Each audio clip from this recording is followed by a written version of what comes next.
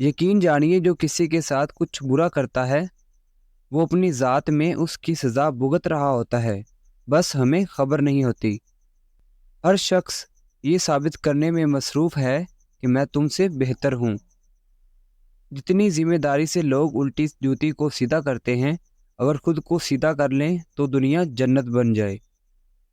حضرت علی نے فرمایا، دوست کو دولت کی نگاہ سے مت دیکھو، وفا کرنے والے دوست اکثر غریب ہوتے ہیں۔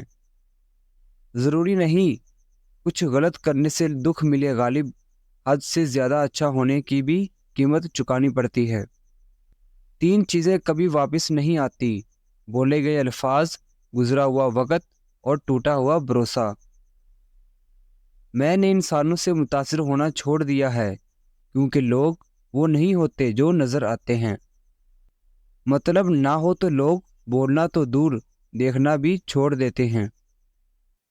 حضرت علی نے فرمایا، مخلص دوستوں کی تلاش ایسے کرو جیسے مریض شفا کی تلاش کرتا ہے۔